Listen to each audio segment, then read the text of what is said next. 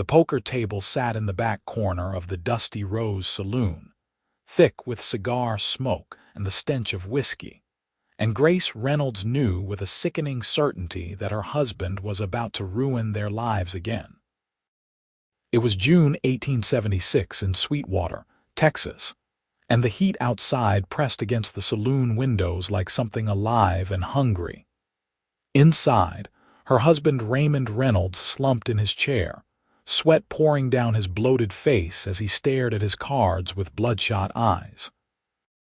He had been drinking since noon, and now, well past midnight, he could barely hold the cards steady in his trembling hands. Grace stood near the bar, her calico dress sticking to her skin in the oppressive heat. She was 24 years old, with auburn hair pinned in a simple bun and green eyes that had lost their spark somewhere during the 3 years she had been married to Raymond. Her father had arranged the marriage when she was 21, convinced that Raymond's cattle business would provide security.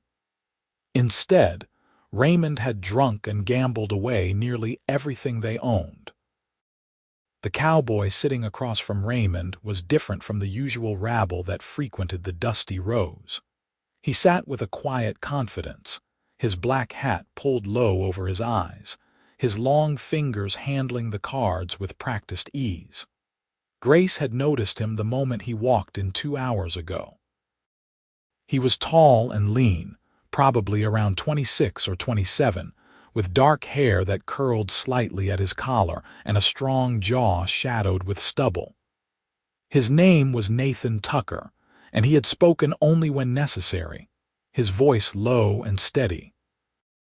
"I am out of money," Raymond slurred, throwing his cards down on the table. The other players had already folded, leaving just Raymond and Nathan in the game. "But I got something worth more than money." Grace felt her blood turn to ice. She took a step forward, her hands gripping her skirts. "Raymond, no." He did not even look at her. "My wife," he announced to the table, gesturing vaguely in her direction. "She is worth at least $200. I will put her in the pot." The saloon went quiet. Even the piano player stopped mid-song. Grace felt every eye in the room turn toward her, and shame burned through her chest like wildfire. She wanted to run, to disappear into the floorboards, but her feet would not move. Nathan Tucker slowly lifted his gaze to Raymond, and for the first time that evening emotion flickered across his face. It was disgust, pure and simple. "You cannot bet a human being," he said quietly. "The hell I cannot," Raymond shot back. "She is my wife. I can do what I want with her." "You got a problem with that, you can fold." Nathan's jaw tightened. He glanced at Grace, and their eyes met for a brief, electric moment. She saw something in his expression that she had not seen in a man's eyes in years, something like decency. Then he looked back at Raymond and said, "Call."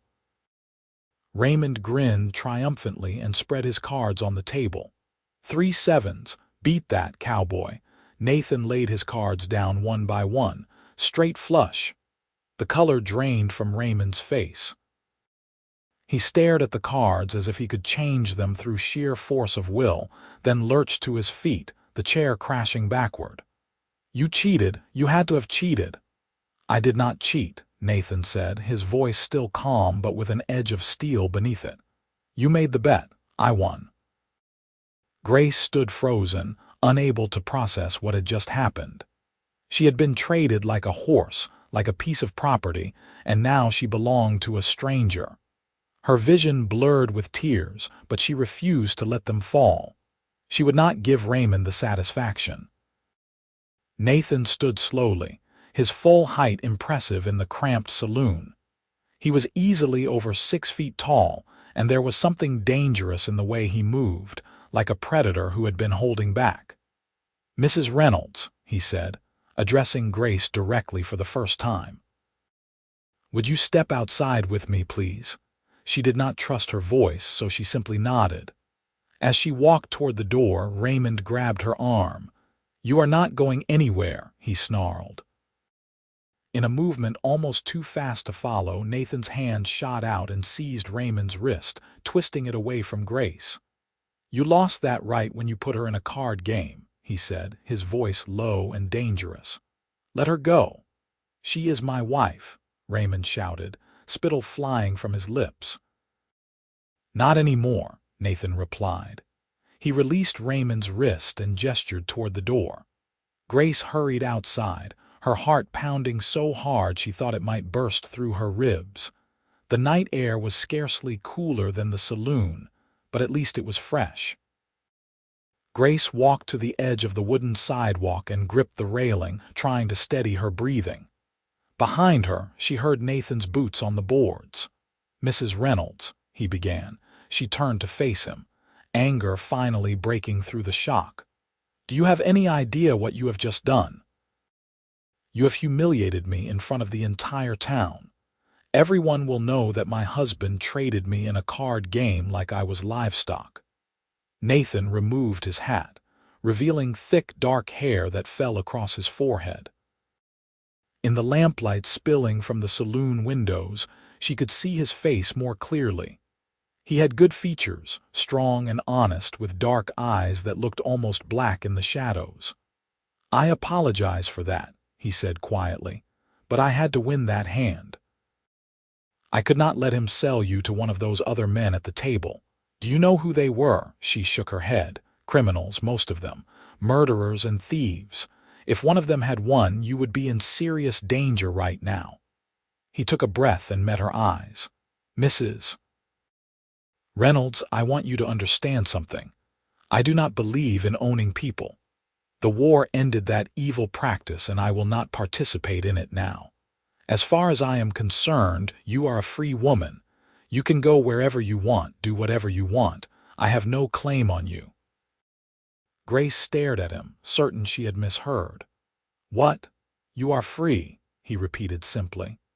"If you have family somewhere, I will give you money to get there. If you want to stay in Sweetwater, I will help you find a respectable situation. But you do not belong to me or to anyone else." She had imagined many possibilities in the last few minutes, but not this. "Why would you do that?" Nathan put his hat back on, adjusting the brim. "Because it is the right thing to do."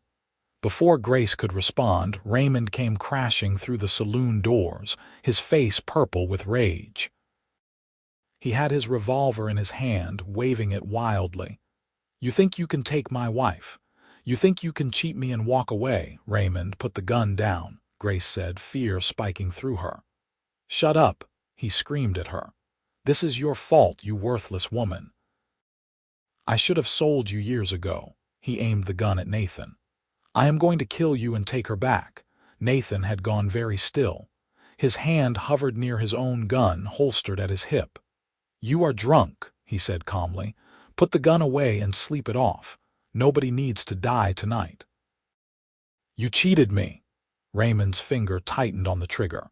What happened next seemed to occur in slow motion and at lightning speed simultaneously. Raymond fired, but his hand was shaking so badly that the bullet went wide, embedding itself in the wooden post beside Nathan's head. Before Raymond could fire again, Nathan drew his own weapon with the smooth speed of someone who had done it 1,000 times. The gunshot cracked through the night, and Raymond stumbled backward, a red stain spreading across his chest. He looked down at the wound, then at Grace, with an expression of complete surprise. "Grace," he whispered, then collapsed onto the sidewalk. Grace stood paralyzed, watching the blood pool beneath her husband's body. People poured out of the saloon, shouting and pointing. Nathan holstered his gun and walked over to Raymond, kneeling to check for a pulse. After a moment, he stood and shook his head. "He is dead." The sheriff, a heavy-set man named Tom Brennan, pushed through the crowd. "What happened here?" Multiple witnesses began talking at once, all confirming the same story. Raymond had fired first. Nathan had acted in self-defense. The sheriff listened, examined Raymond's body, and then turned to Nathan.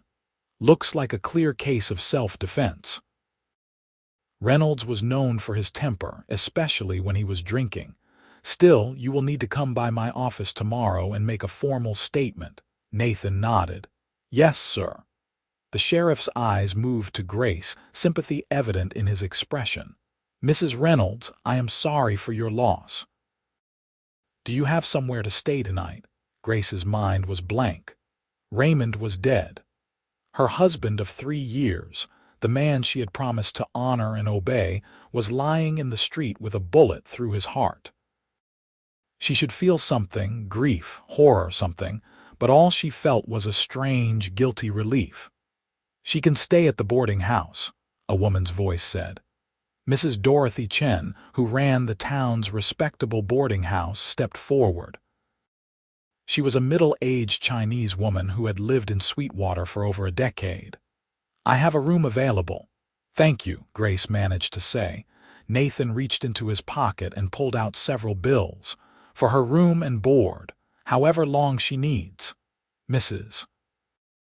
Chen took the money and put a gentle hand on Grace's shoulder. Come along, dear. Let us get you away from here.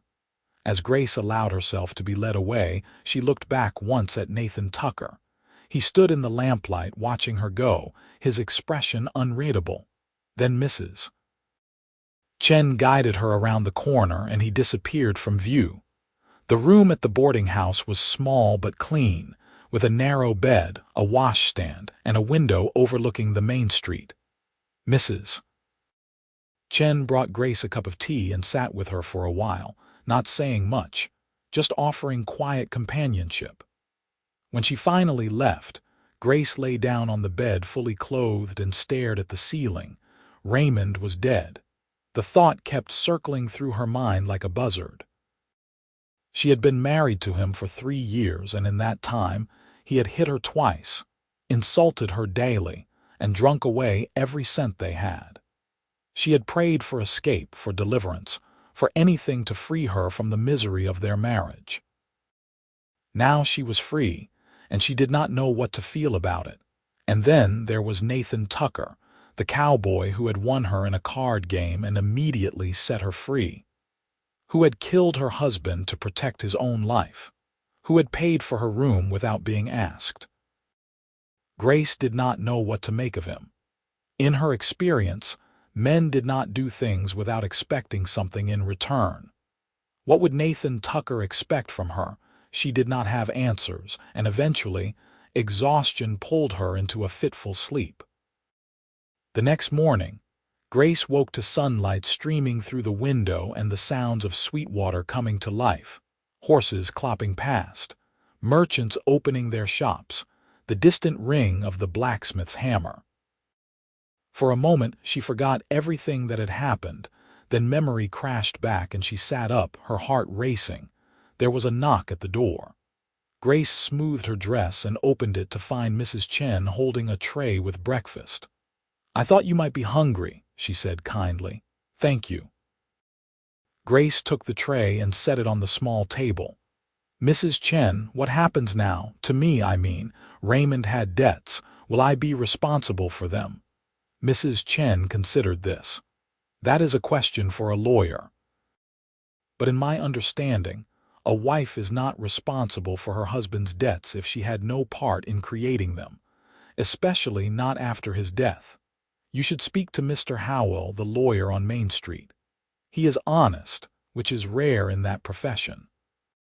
Grace nodded, picking at the biscuit on her plate. People will talk about what happened, about Raymond betting me in the card game. People are already talking, Mrs. Chen said bluntly. But most of them are saying that Raymond Reynolds was a fool and a drunk who got what was coming to him. As for you, many people know how he treated you. You have more sympathy in this town than you realize. That surprised Grace. She had always thought people saw her as weak for staying with Raymond. I did not know anyone noticed. Women always notice, Mrs. Chen said with a slight smile. We see what men often miss. She moved toward the door, then paused. That cowboy, Mr. Tucker, he stopped by this morning to ask how you were doing. I told him you were resting. Grace's pulse quickened. Did he say what he wanted? only to know that you were well. He seems like a good man, which is also rare." Mrs. Chen left, closing the door softly behind her. Grace forced herself to eat the breakfast, knowing she needed her strength. Then she washed her face and hands, pinned her hair up properly, and prepared to face the town. She could not hide in this room forever. Mr. Howell's law office was a small, tidy space above the general store. The lawyer himself was a thin man in his 50s with wire-rimmed spectacles and ink-stained fingers. He listened carefully as Grace explained her situation, occasionally making notes on a piece of paper. "Mrs. Reynolds," he said when she finished, "I can tell you with reasonable certainty that you are not liable for your late husband's debts. Texas law is quite clear on this matter, particularly when the debts were incurred through gambling and drinking. However, you also cannot claim any assets he might have had, not that it sounds like there were many." "There were not," Grace confirmed. "He sold almost everything." "Then you are free to make a fresh start, legally speaking. I would advise you to resume using your maiden name if you wish to distance yourself from your late husband's reputation." "What was it?" "Rafferty," Grace said. "Grace Rafferty." "Miss Rafferty," Mr. Howell said with a gentle smile. "That has a better sound to it, does it not? Now, as for practical matters, you will need employment. Do you have any skills?" Grace thought about this. "I can read and write well. I am good with figures. I can sew, cook, and clean, but I would prefer not to be a servant if I can help it." "The schoolteacher position is filled, unfortunately. However, Mrs. Patterson at the general store has been looking for someone to help with bookkeeping and managing inventory. It would not pay much, but it would be respectable work." "I would like to inquire about that," Grace said, feeling a small flicker of hope. Mr. Howell wrote a brief note of introduction and handed it to her. "Give this to Mrs. Patterson. And Miss Rafferty, may I say that you have handled a difficult situation with admirable composure. I wish you the very best." Grace left the lawyer's office feeling more settled than she had since the previous night. She had a path forward now, a way to build a life that belonged to her alone.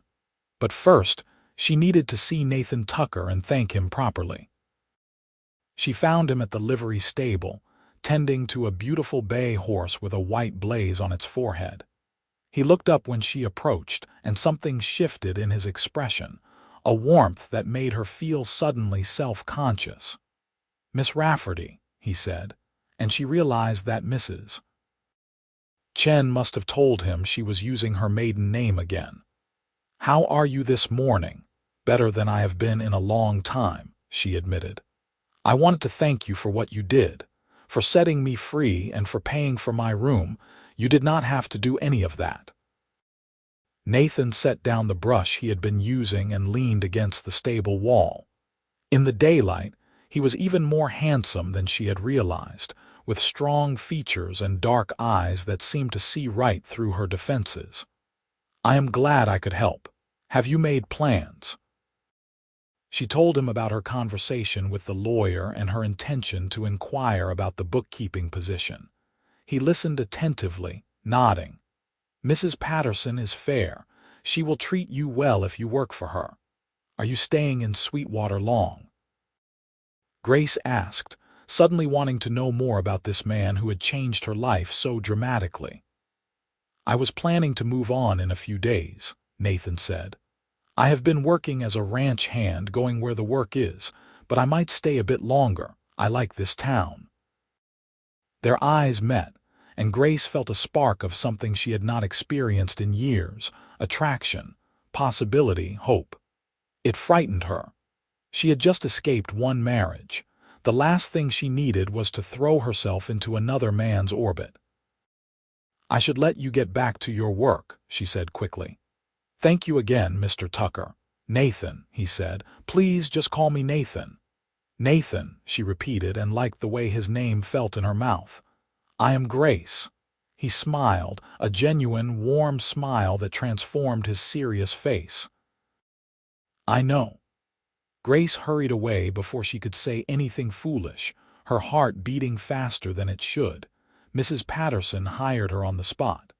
The general store was a bustling establishment that sold everything from fabric to firearms, and Mrs. Patterson, a brisk woman in her 40s, had been drowning in paperwork.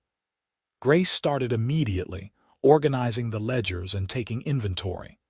The work was satisfying, giving her tired mind something concrete to focus on. Over the next few days, Grace fell into a new rhythm.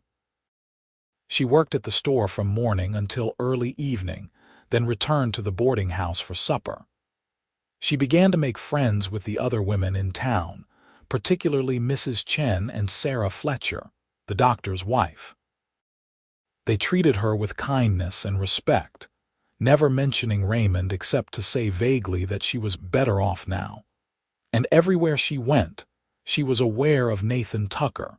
He had decided to stay in Sweetwater, taking a job at the Turner Ranch just outside of town. But he came into town regularly, and their paths crossed often. He would tip his hat to her on the street, or stop by the general store for supplies and exchange a few words. The conversations were always brief and proper, but Grace found herself looking forward to them with an eagerness that both thrilled and worried her. She was not ready for this. Raymond had been dead less than 2 weeks. It was too soon to be thinking about another man, especially with such intensity. But Nathan was nothing like Raymond. Where her husband had been loud and cruel, Nathan was quiet and kind. Where Raymond had taken and demanded, Nathan gave freely and asked for nothing in return. One Saturday evening, Grace was walking back to the boarding house when she heard footsteps behind her. She turned to find Nathan, his hat in his hands. "Grace," he said, and the sound of her name in his deep voice made her shiver. "I was wondering if you might like to take a walk with me. Just to the edge of town and back. It is a pleasant evening." She knew she should say no. She should maintain a proper mourning period, should not be seen walking alone with a man. But when she looked into Nathan's honest face, she found herself saying, "Yes, I would like that."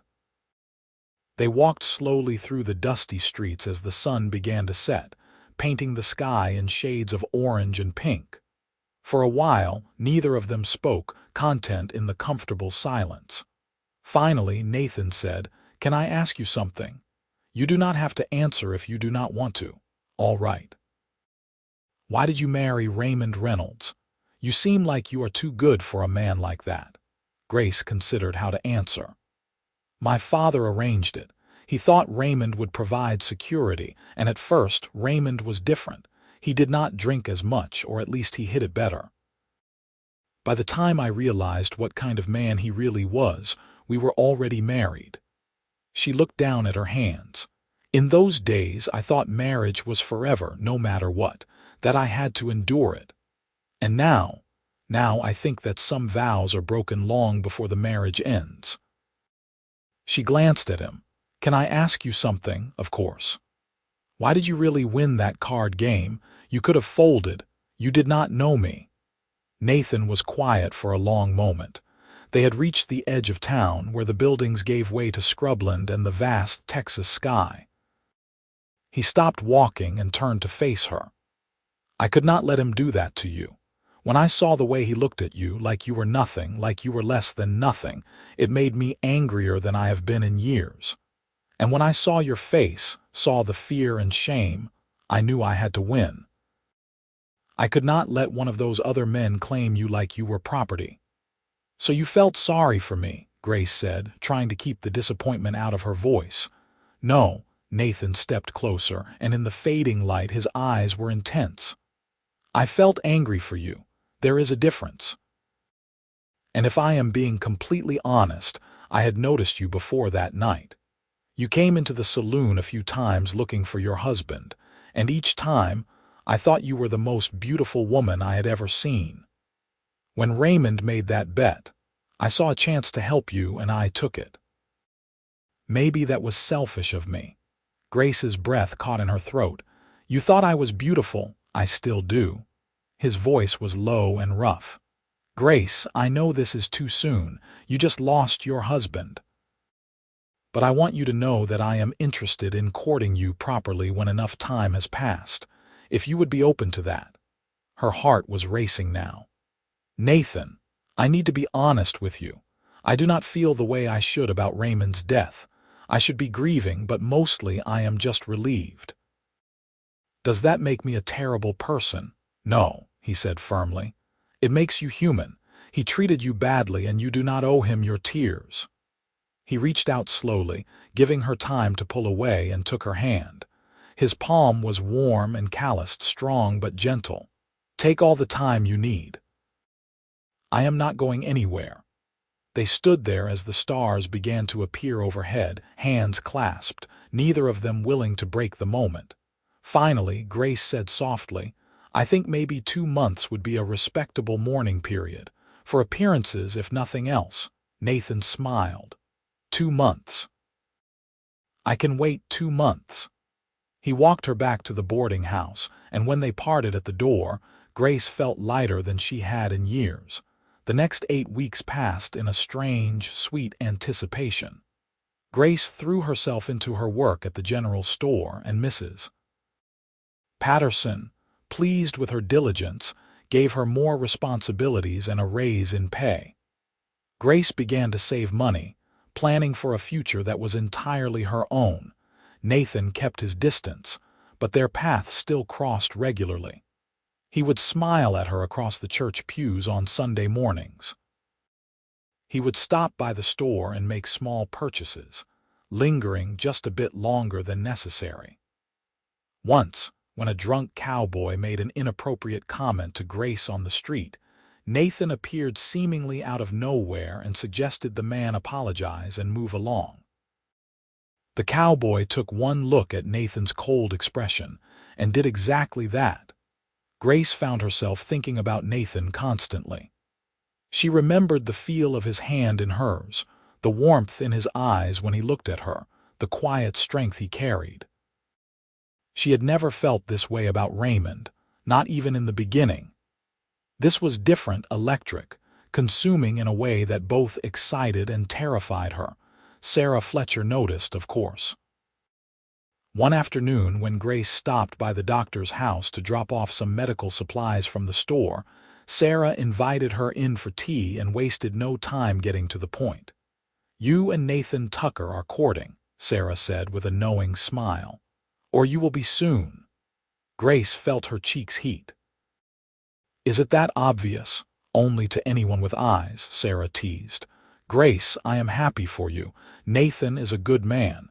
Everyone in town can see how he looks at you." "How does he look at me?" "Like you are water and he has been wandering in the desert." Sarah reached across the table and squeezed Grace's hand. "You deserve happiness. Do not let anyone make you feel guilty for finding it." Those words stayed with Grace. She had been carrying a low-level guilt about her relief at Raymond's death, about her growing feelings for Nathan. But Sarah was right. She deserved happiness. She deserved a fresh start. When 2 months had passed, Grace woke up with a sense of anticipation humming through her veins. She dressed carefully that morning, choosing her best dress, a deep green cotton that Mrs. Chen had helped her make. It brought out the color of her eyes and fit her properly. Unlike the ill-fitting hand-me-downs Raymond had grudgingly provided. She was organizing the fabric section of the store when Nathan walked in. He stopped just inside the door, taking in the sight of her, and the look on his face made her heart skip. "Hello, Grace," he said. "Hello, Nathan." He approached the counter, turning his hat in his hands. "I was wondering if you might have supper with me tonight. There is a new restaurant opened up, the Silver Spoon. I hear they serve a fine roast chicken." "I would love to," Grace said, not even trying to hide her smile. "I will come by the boarding house at 6 o'clock. I will be ready." After he left, Mrs. Patterson emerged from the back room with a grin. "About time that man made his move. I was beginning to think he was going to wait forever." Grace laughed, feeling giddy. "He is a gentleman." "He is smitten," Mrs. Patterson corrected. "And so are you. Now you take the rest of the day off. You will want time to get ready properly." Grace tried to protest, but Mrs. Patterson shooed her out of the store. Back at the boarding house, Mrs. Chen helped her arrange her hair in a more elaborate style, with soft curls framing her face. When Nathan arrived promptly at 6, dressed in clean trousers and a pressed shirt, Grace felt her breath catch all over again. The Silver Spoon was a modest but charming establishment with checkered tablecloths and lanterns that cast a warm glow. Nathan held out Grace's chair for her, a gesture Raymond had never once made. They ordered the roast chicken and spent the meal talking, really talking, in a way Grace had never experienced with a man before. Nathan told her about his childhood on a small ranch in Oklahoma, about losing his parents to illness when he was 18, about spending the last 8 years drifting from job to job. "I never had a reason to settle down," he said. "Until now." Grace shared her own story about growing up in Louisiana, about moving to Texas with her father after her mother died, about the suffocating marriage to Raymond. "I feel like I am finally breathing again," she admitted. "Like I can be myself for the first time in years." "Who is yourself?" Nathan asked, genuine curiosity in his voice. Grace thought about it. "I am still figuring that out. But I know I am stronger than I thought I was. I know I like working with numbers and being useful. I know I want a life that is mine where I make my own choices." "I would never try to take that away from you," Nathan said seriously. "I am not looking for someone to control, Grace. I am looking for a partner, someone to build a life with." The words hung in the air between them, full of promise. After dinner, they walked slowly through town, eventually finding themselves at the same spot on the edge of the settlement where they had talked 2 months ago. The night was warm, the sky scattered with stars. "Grace," Nathan said, turning to face her, "I need you to know something. I am falling in love with you. I might already be there, honestly. And I know we have not been courting long officially, but I have been thinking about you every day for months now. I want to do this right. I want to give you time, but I also do not want to pretend I feel less than I do." Grace's heart was pounding so hard she could hear it in her ears. "Nathan, I am falling in love with you too. Maybe I have been since that first night when you set me free. You gave me back my life, and now I cannot imagine that life without you in it." He reached up slowly and cupped her face in his hands, his touch gentle and reverent. "Can I kiss you?" "Yes," she whispered. When his lips met hers, it was nothing like the rough, demanding kisses Raymond had forced on her. This was soft and sweet, full of tenderness and promise.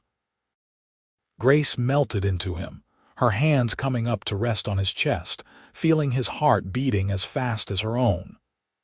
The kiss deepened, and she felt heat spreading through her body, a warmth that had nothing to do with the Texas night. When they finally pulled apart, both breathing hard, Nathan rested his forehead against hers. "I want to marry you," he said. "Not right away, I know we need more time, but I want you to know that is where my heart is headed." "Mine too," Grace admitted. "But you are right, we should take our time. Do this properly." Over the following months, they did exactly that. Nathan courted Grace with a steady, patient devotion that made her fall more deeply in love with him every day. He brought her wildflowers picked from the prairie. He taught her to ride a horse properly, since Raymond had never allowed her to learn. They went on picnics and took long walks and spent hours talking about everything and nothing. Nathan also proved himself to be a hard worker and a man of integrity. He was promoted to foreman at the Turner Ranch, which came with a small house on the property. He began fixing it up, and though he never said it directly, Grace knew he was preparing it for their future. The town of Sweetwater embraced their courtship. Grace had worried about judgment, about people thinking it was too soon after Raymond's death, but if anything, the townspeople seemed pleased. It was as if everyone had been waiting for Grace to find happiness with a man who deserved her.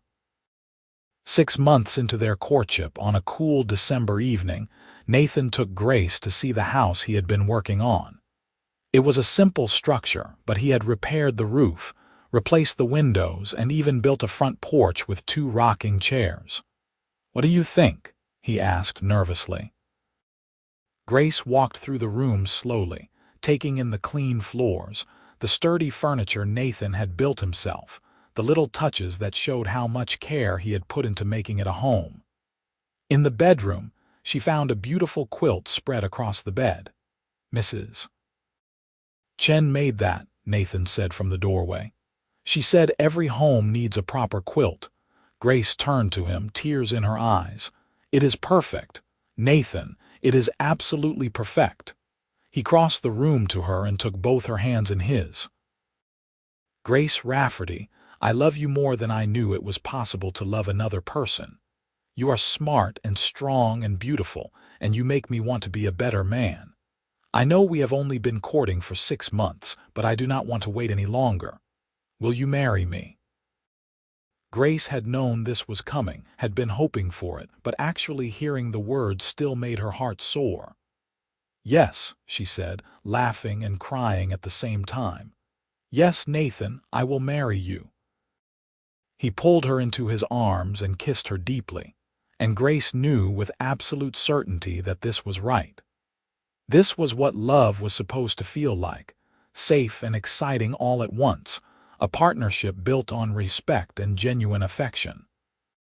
They were married in January of 1877, in the small church in Sweetwater. Grace wore a new dress that she had sewn herself, a beautiful cream-colored silk that Mrs. Patterson had ordered special from Dallas. Sarah Fletcher and Mrs.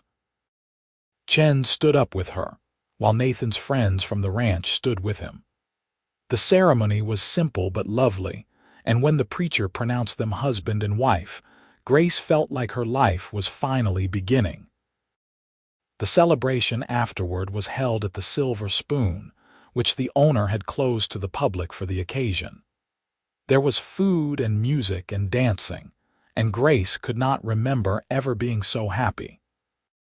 She danced with Nathan until her feet hurt, and then they slipped away from the party and rode out to their new home under a sky full of stars. That night, in the bedroom with the beautiful quilt, Nathan made love to Grace with a tenderness that brought tears to her eyes. He was patient and gentle, constantly asking if she was all right, making sure she felt safe and cherished. It was nothing like her experiences with Raymond, which had been rushed and selfish. This was about both of them, about connection and intimacy and love. Afterward, they lay tangled together in the lamplight, and Nathan traced patterns on her shoulder. "Are you happy?" he asked softly. "I did not know it was possible to be this happy," Grace answered honestly. "Sometimes I am afraid I am going to wake up and find this was all a dream." "It is real," Nathan promised, kissing her forehead. "We are real, and I am going to spend every day of the rest of my life making sure you know how loved you are."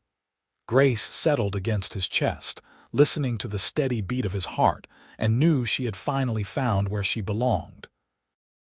The first year of their marriage was full of small, perfect moments. Grace continued working at the general store, not because they needed the money, but because she enjoyed the work and the independence it gave her. Nathan thrived as foreman, and the Turner Ranch prospered under his management. They developed easy routines. Grace would ride out to the ranch with Nathan's lunch on her days off, and they would eat together on the porch of their little house. In the evenings, they would sit in the rocking chairs Nathan had built and watch the sun set over the Texas prairie. They also faced challenges, as all couples do. There were disagreements about money and household decisions, moments when they both had to learn how to compromise and communicate. But unlike her marriage to Raymond, these conflicts never turned cruel or violent. Nathan never raised his voice to her, never made her feel small or worthless. They talked things through like the partners Nathan had promised they would be. In the spring, Grace discovered she was pregnant. She had been feeling tired and queasy for weeks before she finally visited Dr. Fletcher, who confirmed her suspicion. Grace had complicated feelings about motherhood. Part of her was terrified, remembering how unhappy she had been in her first marriage and not wanting to bring a child into a difficult situation. But she was not in that situation anymore. She was married to a good man, a man she loved deeply and who loved her in return. This child would be wanted and cherished. When she told Nathan that evening, he actually picked her up and spun her around, laughing with pure joy. Then he immediately set her down, worried he had been too rough. "Are you all right? Is the baby all right?" "We are fine," Grace assured him, touched by his concern. "More than fine." Nathan placed a hand gently on her still flat stomach. "Hello, little one," he said softly. "I am your father and I am going to love you so much." Grace felt tears spring to her eyes, as they did so easily these days. "You are going to be a wonderful father." As her pregnancy progressed, Nathan became almost comically protective. He did not want her to lift anything heavy or work too many hours. He built a cradle for the baby and painted the spare room that would become the nursery. He read everything he could find about childbirth and infant care, which was not much in Sweetwater, but he tried. In October of 1877, Grace went into labor. It was long and difficult, and there were moments when she was certain she could not go on.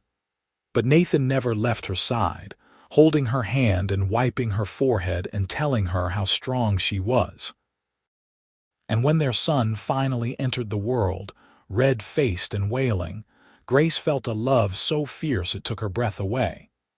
"He is perfect," Nathan said, cradling the baby with surprising confidence for someone who had never held an infant before. "Grace, he is absolutely perfect." They named him James Nathan Tucker, and he became the center of their world. Nathan was a devoted father, changing diapers and walking the floor with James when he cried at night, and generally being far more hands-on than most men of that era. Grace loved watching them together, her strong, capable husband transformed into a gentle, doting father. Life settled into a new rhythm with the baby. Grace took some time away from the store, though Mrs. Patterson held her position open and would not hear of replacing her permanently. Nathan continued to work hard at the ranch, but he always made time for his family, often bringing work home so he could be near Grace and James. When James was 6 months old, Mr. Turner, the ranch owner, called Nathan into his office. Turner was in his 70s with no children of his own, and he had been impressed with Nathan's work ethic and integrity. "I am getting too old for this," Turner told Nathan. "I want to retire, maybe move to San Antonio where my sister lives." "I would like to sell you the ranch if you are interested." Nathan was stunned. "Sir, I do not have that kind of money." "I am not asking for a fortune," Turner said. "You can pay me in installments over the next 10 years. I trust you to honor the agreement, and I would rather see this place go to someone who will care for it properly than sell to some stranger who just wants to profit from it." Nathan could barely believe it. He rushed home to tell Grace, who was equally amazed. "A ranch of our own," she said wonderingly. "Nathan, this is incredible." They talked long into the night about what this would mean, the responsibilities and opportunities. It would be hard work, but they both knew Nathan was more than capable. And it would provide security for their family, a legacy to pass on to James and any other children they might have. Nathan accepted Turner's offer, and in the spring of 1878, the Turner Ranch officially became the Tucker Ranch. Nathan kept on most of the existing ranch hands, who respected him and were glad to continue working under his leadership. Grace, with James on her hip, threw herself into managing the household and keeping the books for the ranch, discovering she had a talent for business. The years passed in a blur of hard work and happiness. Grace and Nathan had 2 more children, a daughter they named Emily in 1880 and another son they named Thomas in 1883. The ranch prospered under Nathan's management, becoming known throughout Texas for its quality cattle and horses. Grace eventually stopped working at the general store, her responsibilities at the ranch, and with 3 young children taking all her time and energy. But she never felt trapped or confined the way she had with Raymond. Nathan encouraged her involvement in the ranch business, valued her opinion, and made sure she had time for herself when she needed it. They had their struggles, of course. There were years when drought threatened their livelihood, and times when Nathan was injured in accidents that made Grace's heart stop with fear. There were illnesses that swept through the children and sleepless nights and all the challenges that come with building a life together. But through it all, their love remained constant, a foundation they both relied on. On their 10th wedding anniversary, Nathan surprised Grace with a trip to San Antonio, just the 2 of them. It was the first time they had been away from the children for more than a day, and Grace felt almost guilty about how much she enjoyed the break. They stayed in a nice hotel, ate in restaurants, and walked through the town like newlyweds. On their last night, they sat on the balcony of their hotel room watching the stars. "Do you ever think about that night in the saloon?" Grace asked, "when Raymond bet me in the card game?" "Sometimes," Nathan admitted. "I think about how differently things could have gone. If someone else had won that hand, if Raymond had not drawn his gun." "I think about it too," Grace said. "And I know I should feel guilty about being glad Raymond died, but I cannot. If he had lived, I would still be trapped in that horrible marriage. I would never have found you, never had our children, never had this life." Nathan took her hand and brought it to his lips. "You do not have to feel guilty. Raymond made his choices and they led to his end. What matters is what we have built together." "We have built something wonderful," Grace said softly. "You saved me, Nathan, not just that night but every day since. You showed me what love is supposed to be." "You saved me too," Nathan replied. "I was drifting before I met you, no purpose, no real home. You gave me a reason to settle down, to build something lasting. You gave me a family." They kissed under the stars, and Grace felt the same spark she had felt the first time Nathan kissed her all those years ago.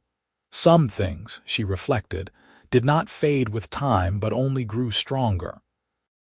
When they returned to the ranch, their children rushed to greet them. James, now 10 years old, proudly showed them how he had helped the ranch hands with the horses. Emily, at 7, presented her mother with a drawing she had made. Thomas, at 4, simply wrapped himself around Nathan's leg and refused to let go. Grace looked at her family, at the home they had built together, and felt a profound sense of contentment. The years continued to pass, marked by birthdays and holidays and the rhythms of ranch life. James grew into a thoughtful, hard-working young man who shared his father's integrity and his mother's head for business. Emily was bright and curious, always asking questions and dreaming of adventures beyond Sweetwater. Thomas was the wild one, constantly getting into scrapes, but with such a sunny disposition that no one could stay mad at him for long. Grace and Nathan grew older together, their love deepening with each passing year. They had their routines: morning coffee on the porch, evening walks around the property, Sunday dinners with the whole family gathered around the table. They also made time for each other: date nights in town, stolen kisses in the barn, quiet conversations in bed at night. When Grace turned 45, she started to think about the life she had lived and how different it was from what she had once imagined. If someone had told her at 24, sitting in that saloon watching her husband drink away their last dollar, that she would end up here, prosperous and loved and surrounded by family, she would never have believed it. One evening, she shared these thoughts with Nathan as they sat in their rocking chairs, now weathered by years of use. "Sometimes I wonder what would have happened if you had not been in that saloon that night." "I was meant to be there," Nathan said simply. "I believe that. I believe we were meant to find each other." "Do you believe in fate?" Grace asked, curious. "I believe some things are meant to be," Nathan said. "Not everything. We still have to make choices, work for what we want.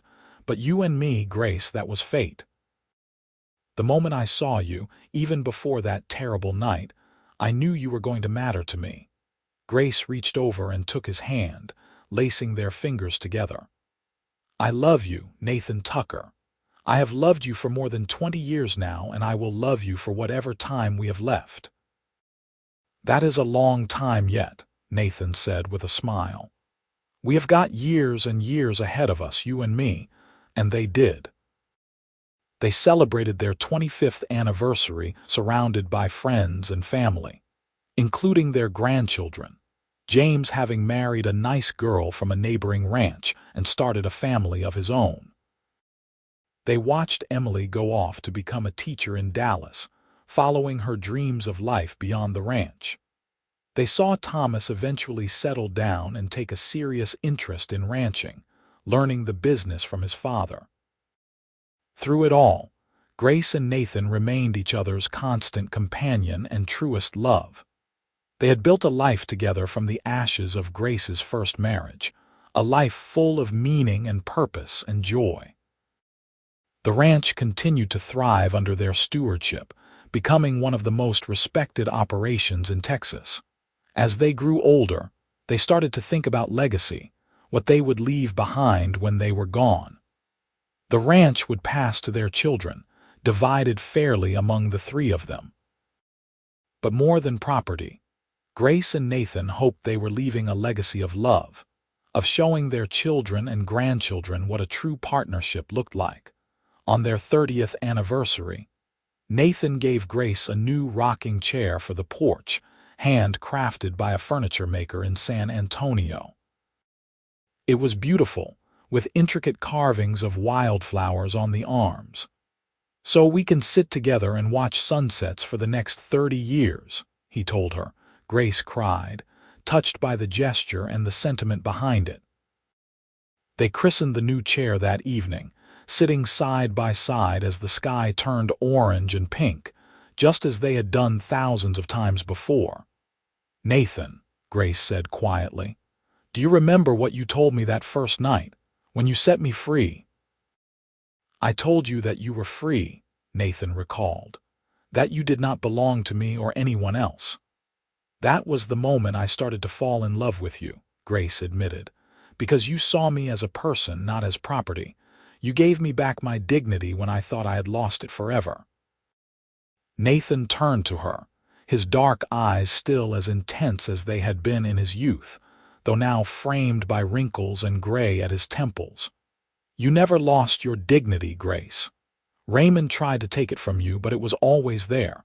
I just reminded you of it." They kissed as the sun disappeared below the horizon, two people who had found each other against all odds and built something beautiful together. The years continued their steady march, bringing both joy and sorrow. They lost friends to illness and old age.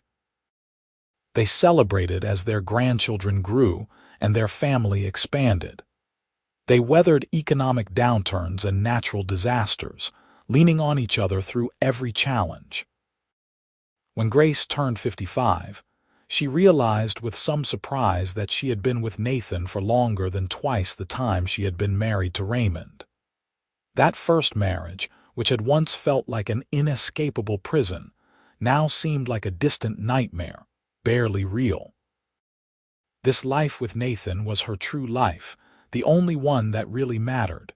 She was standing on the porch one morning, watching Nathan work with the horses in the corral when Emily came to visit with her 2 children. "Mother," Emily said, joining her at the railing, "you look thoughtful." "I am thinking about how lucky I am," Grace said. "How lucky I have been to have this life with your father." Emily smiled. "You two are proof that true love exists. Do you know that? Growing up, watching how you treated each other, how you worked together and supported each other, that is what I wanted for myself. And I found it, thanks to your example." Grace hugged her daughter, feeling tears prick at her eyes. "That means more to me than you know." That evening, Grace told Nathan what Emily had said. They were in bed, the lamp turned low, Nathan reading a book about new ranching techniques while Grace worked on some mending. He set the book aside and pulled her close. "We did good, did we not?" he said. "With our kids, with our life." "We did better than good," Grace replied. "We did wonderful." They made love that night with the easy familiarity of long married couples who still desired each other, and afterward, Grace lay in Nathan's arms feeling completely content. This was what she had always dreamed of without knowing it. This safe, warm love that had grown stronger over decades. As they approached their 40th anniversary, Grace and Nathan began to slow down. They turned over more of the ranch operations to James and Thomas, though Nathan still could not fully retire, always finding some project or problem that needed his attention. Grace spent more time with her grandchildren, teaching them to read and telling them stories about the old days. One of her granddaughters, James's youngest daughter, asked her once about her first husband. Grace had been expecting this question for years, knowing that in a small town like Sweetwater, stories lived on. She told the girl the truth about Raymond's drinking and gambling, about the card game, about Nathan's rescue. "So Grandpa saved you like a prince in a fairy tale?" the girl asked, her eyes wide. "Yes," Grace said, "though he was a cowboy, not a prince, and he did not just save me that one night. He has been saving me every day for 40 years just by loving me and being a good man." When the girl ran off to play, Nathan, who had been listening from the doorway, came and sat beside Grace. "I am no prince," he said with a smile. "No," Grace agreed. "You are better than any prince. You are real." Their 40th anniversary was celebrated with a grand party that seemed to include half of Texas.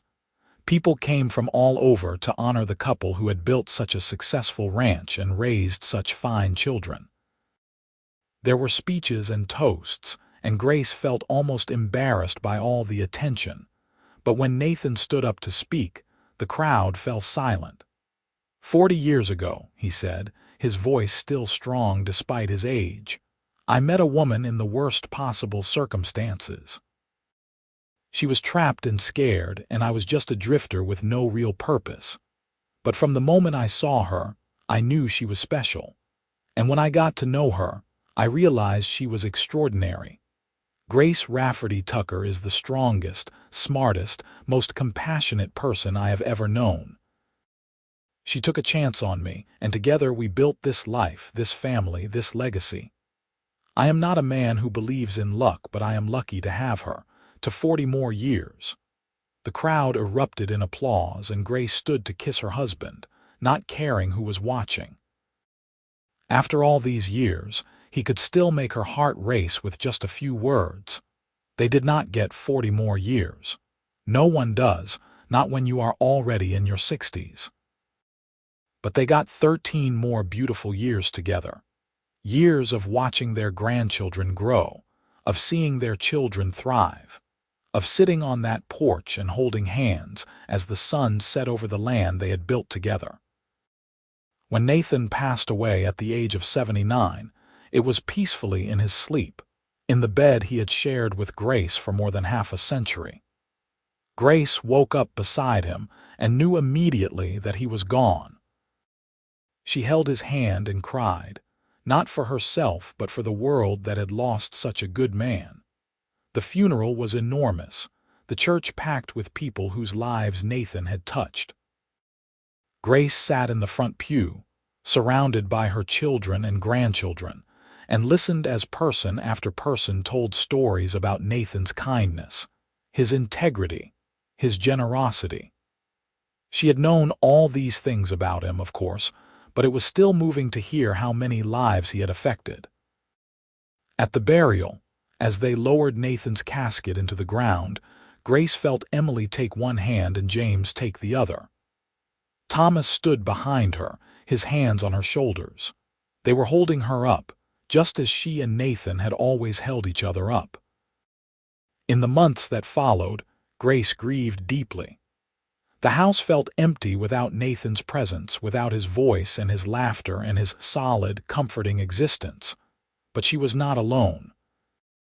Her children checked on her constantly, and her grandchildren visited often, filling the house with noise and life. Grace continued to live in the ranch house for another 5 years, though she turned over all business operations to James and Thomas. She spent her time reading, sewing, writing letters to Emily, and most of all, remembering. She would sit in her rocking chair on the porch, the one Nathan had given her, and think about their life together, about all the moments that had made up their love story. She thought about that terrible night in the saloon, the night that had changed everything. She thought about Nathan's quiet strength, the way he had seen her as a person worthy of respect when no one else had. She thought about their courtship, their wedding, the birth of their children. She thought about building the ranch together, about morning coffee and evening walks and 10,000 small moments of connection. When Grace passed away in her sleep at the age of 84, her family buried her next to Nathan under a large oak tree on the ranch property.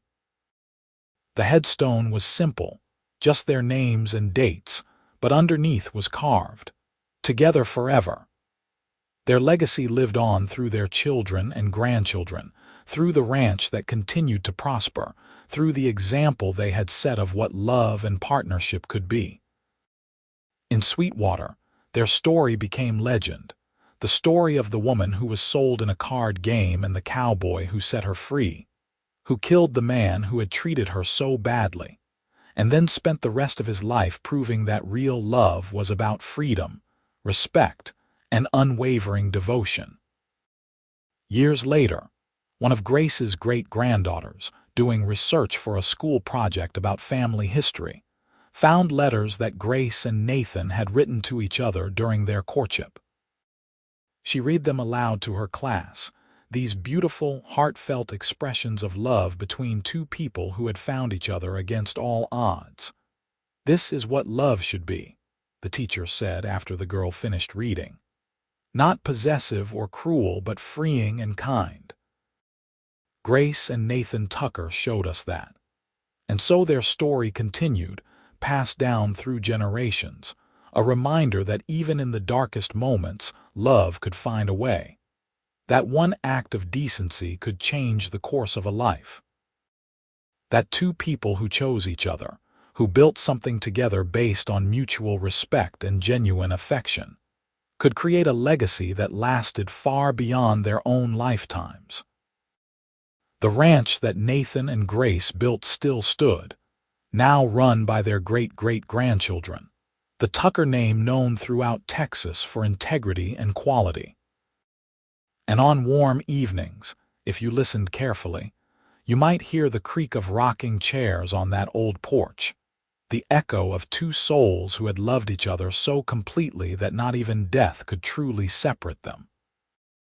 Their story began with a desperate gamble and a single act of mercy, and it ended with a life so full of love and meaning that it inspired everyone who heard it.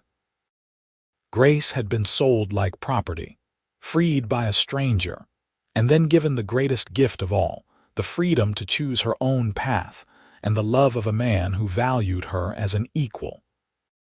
She had chosen Nathan, and he had chosen her, and together they had proven that love could heal even the deepest wounds, that dignity once lost could be reclaimed, and that happy endings were not just for fairy tales but for real people brave enough to believe in them.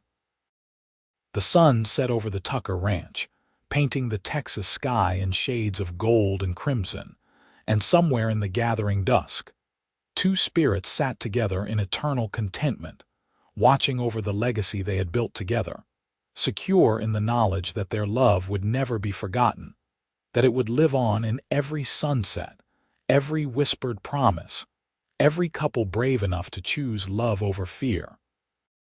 Their story was complete, a testament to the power of compassion, the strength of partnership, and the enduring nature of true love. A love that had begun in darkness and violence, but had transformed into something beautiful and lasting. Something that would echo through generations as a reminder that even in the wild and unforgiving West, kindness could triumph, love could heal, and two broken souls could find each other and become whole.